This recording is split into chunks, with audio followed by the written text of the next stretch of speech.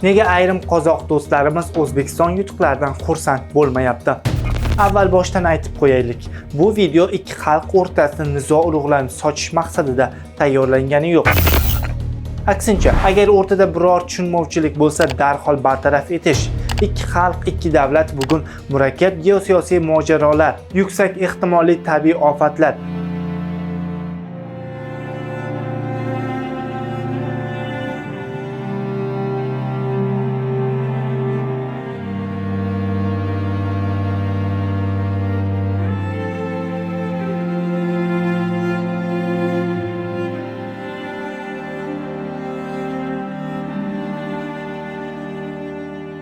iqtisodiy ijtimoiy inqirozlar qarshisida bir-biriga raqib va raqobatchi emas, balki yelkadosh, hamnafas bo'lish zarurligini eslatish maqsadida tayyorlandi.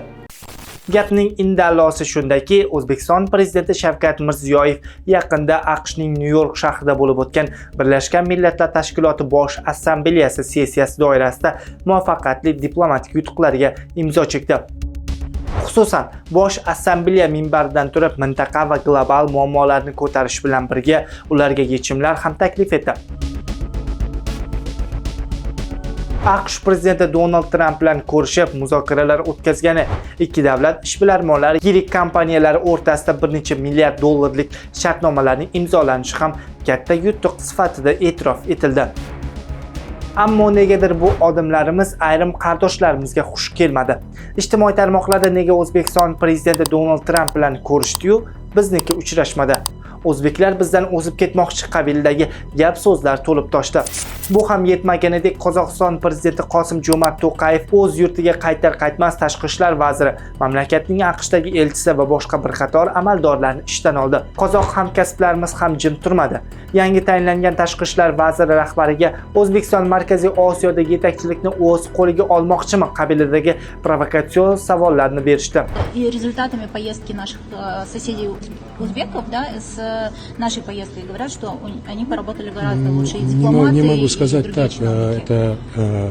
Сейчас до сих пор называются лидерами Центральноазиатского региона, потому что, по некоторым оценкам, все-таки Узбекистан нас сейчас опережает. Смотрите экономические показатели, там все сказано. Vazir diplomatik qonun qoidalaridan chetga chiqmaslikka harakat qildi. Biroq bot-bot vaziyatni ko'rmoqchi bo'lsanglar, iqtisodiy ko'rsatkichlarga qaranglar. Shuning o'zi yetarli dedi. Всегда смотрите. Да. То есть мы можем, да, говорить, что мы все еще лидеры Смотрите на экономические показатели.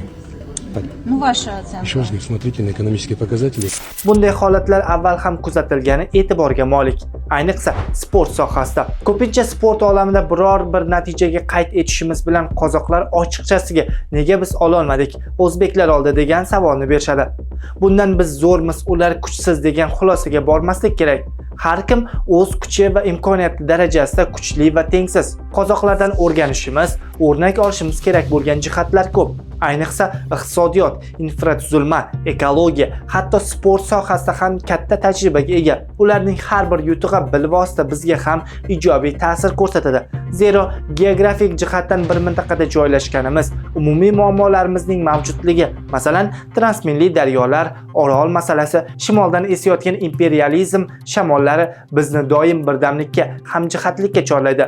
Shu bilan birga yelkama-yelka turib erishiladigan yutuqlar, imkoniyatlarimiz ham yo'q emas. Turizm, qishloq xo'jaligi, ishlab chiqarish, katta bozorlarga chiqish potensiali va boshqalarga ko'z yumib bo'lmaydi. Bunday vaziyatda biz unday, ular bunday deyish, o'z ildizimizga bolta urish, o'zimiz turgan shoxni aralash, umumiy dushmanlarga osongina yem bo'lishga tayyorlanishdan boshqa narsa emas. Hurmatli yurtdoshlar, aziz qo'shnilar, bovurlarimiz, zamon qo'lni qo'lga beradigan, yelkani yelkaga tutadigan zamon. Biz bir bo'lsakkina zamon to'fonlariga qarshi tura olamiz. Oramizga dushmanlik urug'ini sochmoqchi bo'lganlarga imkon bermaylik. Bir-birimizning yutuqlarimizdan xursand bo'lib, muammolarimizga hamdard bo'laylik. Yaxshi kunlarda ko'rishguncha.